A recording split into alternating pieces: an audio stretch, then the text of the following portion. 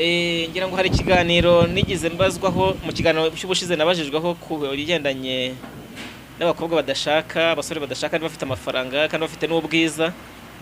Icyo kibazo nabajijwe mu nyemere tukiganiraho wenda kuri iyi saha. Nubwo biba bitoroshye ariko ibitoroshye Imana irabyoroshye. Ngira ngo dukoresha iby'Imana yameje kuri ubutaka nk'uko nkunda kubivuga, ni ibimera. Ibyo bimera bikora ibitangaza. Niba wowe gushaka byarananiranye, ngira ngo icyo kiganiro nk'uko wakimbajije, hari n'ibindi bikubiranyemo byinshi cyane bye bitandukanye kandi bigendanye. Reka tubivugire hamwe kuko tuvuze icyo kudashaka, iyo tuvuze icyo kibazo tuvuga no kutabyara, tuvuga no kuba washaka ufosinze ugasanga ntibikunze cyangwa se ushyizemo imbaraga ukabona ntibikunze. Akenshi aho harimo icyo bita guhumanya abantu bitewe n'uko isi yamaze kuba mbi. Isi ifite umwiryane, isi ifite inzika, isi ifite abantu bafite amashyira agiye atandukanye. Ukumva ko niba umuturanyi wawe afite abana bariga amashuri, barize bararangije, babonye akazi karyoshye kameze neza, ukagira ishyari ngo abawe ntibize, ntibabonye akazi, tuye umuntu wamugirayo, niko basigaye babyita muri iki gihe cyangwa se kuri iki gihe, kugira ngo na wowe niba yarize ayo mashuri azamubere impfabusa, kuzashaka kuzashyingirwa nk'abandi, naramuka nishingiye kuzabyara nk'abandi, kugira ngo hari ubugome butebwa muri iyi minsi. Icyo gihe rero bimeze gutyo dukoresha iby'Imana yaduhaye kuri ubutaka. Kugira ngo hari ibyatsi mu byita ibyatsi, aho nyabyita umuti. Hari imiti Imana yashyize kuri ubutaka. Yes, reka twongere tubaye ikaze kwa muganga Clement. Ariko reka mbabwire, ibintu byose mwaba murimo gukora nimushaka mwe mushyize ku ruhande, kuko noneho tugeze kuri cya kiganiro twigeze gukomozaho mu minsi yashize, abantu bakagira amatsiko bati ese byifashe biti. Natinze reka mbanze mwakira basuhuze, ubundi ariko nakubwira ngo nukuri nyemerera utera agatebe utuze, kuko kino ni ikiganiro cy'ingirakamaro, ni ikiganiro benshi bibazaho byinshi, ni ikiganiro abantu bagiye gusubizwa mu buryo butandukanye kandi buraza gukora ku mitima ya benshi ndetse bukanabahindurira ubuzima. Turakwakira umukozi w'Imana. Murakoze cyane, Imana ibaho umugisha kuba munyakiriye. Kandi nsuhuze abankurikiye, Imana ikomeze ibishimire kandi ibaho umugisha. Narebonye rwose murankurikira cyane kandi munkurikira nta kiguzi nabahaye, munkurikira kuko Imana yatwishimiye twese. Imana ikomeze iturindane kandi duhana umugisha. Ngira ngo hari ikiganiro nigize mbazwaho mu kiganiro cy'ubushize nabajijweho ku bigendanye n'abakobwa badashaka, abasore badashaka bafite amafaranga kandi bafite n'ubwiza. Icyo kibazo nabajijwe mu nyemere tukiganiraho wenda kuri iyi saha. Nubwo biba bitoroshye ariko ibitoroshye Imana irabyoroshye. Ngira ngo dukoresha iby'Imana yameje kuri ubutaka nk'uko nkunda kubivuga, ni ibimera. Ibyo bimera bikora ibitangaza. Niba wowe gushaka byarananiranye, ngira ngo icyo kiganiro nk'uko wakimbajije, hari n'ibindi bikubiranyemo byinshi cyane bye bitandukanye kandi bigendanye. Reka tubivugire hamwe kuko tuvuze icyo kudashaka, iyo tuvuze icyo kibazo tuvuga no kutabyara, tuvuga no kuba washaka ufosinze ugasanga ntibikunze cyangwa se ushyizemo imbaraga ukabona ntibikunze. Akenshi aho harimo icyo bita guhumanya abantu bitewe n'uko isi yamaze kuba mbi. Isi ifite umwiryane, isi ifite inzika, isi ifite abantu bafite amashyira agiye atandukanye. Ukumva ko niba umuturanyi wawe afite abana bariga amashuri, barize bararangije, babonye akazi karyoshye kameze neza, ukagira ishyari ngo abawe ntibize, ntibabonye akazi, tuye umuntu wamugirayo, niko basigaye babyita muri iki gihe cyangwa se kuri iki gihe, kugira ngo na wowe niba yarize ayo mashuri azamubere impfabusa, kuzashaka kuzashyingirwa nk'abandi, naramuka nishingiye kuzabyara nk'abandi, kugira ngo hari ubugome butebwa muri iyi minsi. Icyo gihe rero bimeze gutyo dukoresha iby'Imana yaduhaye kuri ubutaka. Kugira ngo hari ibyatsi mu byita ibyatsi, aho nyabyita umuti. Hari imiti Imana yashyize kuri ubutaka. Harimo ibyo bita umukunde, hakaba icyo bita umubazi, ibyo bita umucyuro, icyo bita umuhurura, iyo ni imiti yose ibasha gukora ibitangaza mu buryo abantu benshi batazi. Iyo ubonye umaze imyaka 25, 30, 35 udashatse nk'abandi bose, ushatse wagana muganga Clement gushakira ubusobanuro bw'ibyo bintu. ayiwe kari benshi barakugana none urabashyira he? Wamugana mbere yuko dukomeze kamuguhe nomero wenda wamubarizaho. Yitange rwose. 0782 23 12 87. Kanyisubiremo 0782 23 12 87. Kara twimbike mu kiganiro. Umaze imyaka 35, 30, hari n'abageza muri 40. Reka abo bantu impunyenge zishire, kuko akenshi dusanga barahumanyijwe nabo bita inshuti zabo atari inshuti, nabo mu miryango yabo babagiriye amashyari. Baratunze baratunganirwa, twebwe turya uko duciye inshuro, abana amashuri yarabananiye, bari abantu babagira nkatwe. Icyerekana ko wahumanye ngira inshuro nyinshi nkunda kukivuga, twabivuze mu kiganiro cyatambutse ntanga buryo ki ingero ku bantu bahumanyije.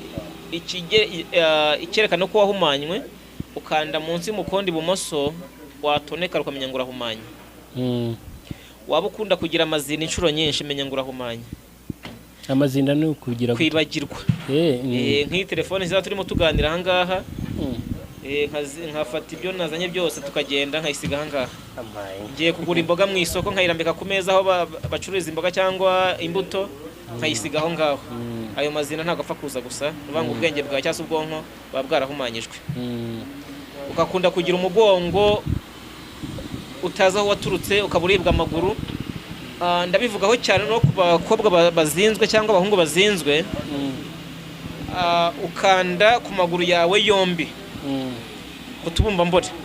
Niba wumva utonekara, menya ngo waraziritswe rwose.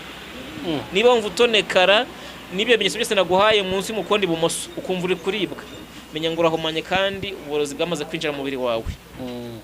Irago tuvuze gutyo, hari uburozi butabasha kumvikana, abantu benshi batabasha kumva neza. Hari icyo bita imitongero cyangwa ibihuherano. Ariko iyo wazinzwe gutya kenshi ni imitongero baba barakoresheje. Yego. Iyo mitongero ikajyana n'ikirere, ugasanga umukobwa aravuga ati ngewe nabuze umwenda nambariraho w'imbere, nabuze isutiye, nabuze ikariso. Akenshi kandi mu buryo budasobanutse. Akenshi rero ibyo bintu bakunda kubirogeramo bakabizingiramo abantu kudashaka. None se muga wenda tutarakomeza, hari ikibazo mfite. Umuntu kuko urabona ibyo bintu byo kurogera ku myenda, hari igihe ushobora kuba wanitse nk'umwenda ahantu, wajya nko kuwanura ukabona hari nk'agace k'umwenda kavuyeho kandi ntuze aho kagiye. Ese umuntu uroga biba ngombwa ko batwara ikabutura yose cyangwa ishati yose, cyangwa bashaka gutwaraho n'agace k'umwenda? Urakoze cyane. No gutwara akadodo biba bihagije. Kandi igihe usanze umwenda wawe wanitse ugasanga hajemo ako kantu ku kadefo, bawuciye, ushatse wawutwika, kuko n'uwinjiza mu nzu urinjira n'ibyo bawutongereyemo. Ushatse wawutwika ukarangirira aho hanze, iyo agiye gukora biraba imfabusa. Ariko niba warawambaye barakoze ibyo bintu, menya ngo barakuzinze. Ukana haraye agapfundikiriye, afata urudodo arapfundika rwose, ashyira ahantu arazinga. Noneho nuko ngo nimba umuntu yanitse imyenda ajya abanza nagenzure nimba nta kintu bayikoreyeho, cyane cyane nimba yanitse wenda nk'ahantu. Ubundi nta guciye mu ijambo bibaye byiza, umwenda w'imbere wubahwe rwose. Wubahwe niba wanitse, cungira hafi. Noneho udacungira hafi uwanike mu nzu. No kwanika mu nzu si byiza, udafite ipasi ngo utere ipasi si byiza kuwambara, ariko banza ucunga ubuzima bwawe, kuko uramwenda w'imbere n'ubuzima bwawe. Ngira ngo rero cyumvikanye, niba navuze ibyo bintu kubajyanye no kudashaka, nawe utabyara ubyumvireho. Ibyo bimenyetso byose natanze niko bimeze. Ntabwo wabyara uribwa umugongo, uribwa mu nda, kuko nyababyeyi iteye ku mugongo. Nose niba uri kuribwa umugongo, urumva nyababyeyi yakwakira iki? Ntabwo yakwakira urusoro. Gerageza rero wowe wabasha gukurikirana iki kiganiro, ungane tuzabisobanura bigende neza kuri gahunda. Nzi neza ko nta kinanira Imana. Imana yaduhaye ibyo gukoresha kuri ubu butaka yamejejeho, irangije duha n'ijambo ryayo, turiga tukamenya icyo tugomba gukora ku bantu bazinzwe, kandi bikajya neza kuri gahunda. Ni ukuri. rero Dr Clement umuntu ashobora kuba yifuza kukuvugisha cyangwa se kukugisha inama yakubona gute n'ubundi nk'ibisanzwe? ngira ngo nomero twayitanze kuko nangire nyisubiremo kugira ngo yayumve neza. Ni 0782 23 12 87 muganga Clement. Yego. Ngira ngo amarembo arakinguye cyangwa se arafunguye. Barizwa Iburasirazuba mu karere ka Rwamagana, umurenge wa Mwurire, mu karere mu kagari ka Ntunga, umudugudu wa Kimbazi. Gusa iyo wageze hara ku isoko rya Ntunga uba wahageze wahasesekaye nta mayobera ahari. None wenda uvuze kuri icyo kintu cyo gushaka, twanavuze no ku bintu byinshi bitandukanye, ariko ntarakurekura. Hari umuntu wenda ucuruza bikanga cyangwa se mbese ibintu byose akoze akavuga ati nge nta n'amahirwe mbigiramo, mbona barandose inyatsi. Ese ibyo nabyo mwabivura? Urakoze cyane. Ngira ngo nabivuzeho ku muntu udashaka w'umukobwa cyangwa w'umusore, umuntu utabyara w'umugabo cyangwa umugore. Ngira ngo uwo muntu ufite ibyo bintu abanza n'igenzura n'imva iki kiganiro. N'ibyo akora byose ntibigenda. Ntibigenda niba ukubona n'umushahara ukora rwose nk'uko wahoze umbwira ngo ukaba ari umukobwa mwiza afite imodoka afite amafaranga. Ntabwo ayo mafaranga niba afite miliyoni 100 yakaba afite miliyari 100. Ariko kubera afite inyatsi nyine ntamenye uburyo agira gute bigenda. Tuvuga urugero, afite iyo modoka, afite transport rwose, afite ibyo kurya bihagije, ariko ahembwa yandi 500. Yajya kora gasaba kwezi afite 200. Nuvuga ngo inyatsi rero ntabwo ari ukubura amafaranga. Inyatsi ni ukubura inshuti, ni ukubura urubyaro, ni ukubura urushako. Iyo inyatsi ikubiyemo byinshi cyane. Nuko kuvuga ngo ndangura mpenswe ngacuruza momba byose ni inyatsi. Byose nuko ushobora kujya kurangura ibirayi kiri kurangura 50 ukakigurisha 70, urumva ngutse amafaranga menshi. Ako nimugoro wajya kubara ugasanga n'ikiranguzo nta kirimo. Kubera iki biterwa n'ikirero. Uvuga ngo niba ufite iyo nyatsi iyo uri gucuruza hagiye ugarura menshi. Cyangwa kwishyura umuntu inshuro ebyiri cyane, cyangwa ukanakoresha n'ibintu birenze ubushobozi. Nese nimba wagiye kurangura i Rusizi uri gukoresha transport iruta inyungu, buriya ni inyatsi yo mu mutwe nayo uyifite. Niyo mu mutwe ushobora no kurangura kuri make unarangura na hafi, ariko ukagarura menshi cyangwa kwishyura kabiri. Nabyo bibaho kuko mfite ubusobanuro buhagije. Hari unigeze gukorera mu minsi yashize arimo mwubakira inzu, wenda mbishyiremo gatoya mu byumve neza. Ngiye kumwaka amafaranga yo kugura ibikoresho 1.5 miliyoni arenza y'ibihumbi 100. Byamubaye inshuro ebyiri. Inyatsi rero nuko ikora cyane. Ngo ni ikintu urugero mbahaye, nawe urugero rufite wowe ucuruza, nawe urugero rufite wowe wabuze urubyaro, urugero rufite wowe wabuze urushako. Ingero zirahari nyinshi cyane. Ntabwo inyatsi ari ukubura amafaranga, iyo wabuze abantu babuze amafaranga. Oya, abantu ubwo baranabyumvise neza kuko hari abantu reka nigeze kumva baganira, nigeze kubona witwa Dr Sabi. Yita Dr ariko ntabyo avura, nubwo nabonye akina comedy ariko akayikina yitwa ngo Dr Sabi. Nabonye ari kuvuga ngo ku bintu by'inyatsi ariko uzavuga ngo bakuroza inyatsi gute, ati nimba udufaranga ufite ari dukeya nyine, nimbembwe udufaranga duke n'ubundi nyine uzaba ubuzima bwawe buke. Ntabwo ari inyatsi ahubwo nuko utabonye menshi. Nubwo miliyoni 100 wawe umukire nawe ukaba nta nyatsi ufite.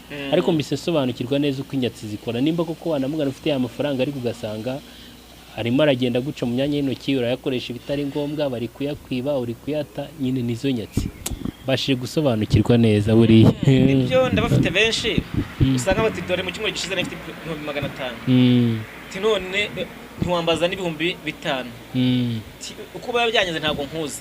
Uvuga ngo rero umugani wa nkuko tubivuze ubivuze ati mu mutwe harangiye, amaze kwangirika byose birangirika. Nuko ubonye aza kukurambagiza akabona ati umuntu ntabwo ari umugore. Kubera iki koko umaze kwangizwa.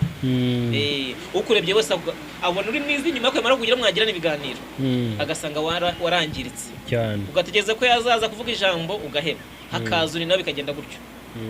Wowe rero ugiriwe inama cyangwa umvise iki kiganiro nungana cyangwa se ugakurikirana ikiganiro neza, tukagufasha bizagenda neza kuri gahunda. Murakoze cyane rero, Imana ibahe umugisha. Ibiganiro nk'ibi nakagaruka kwa muganga Clement.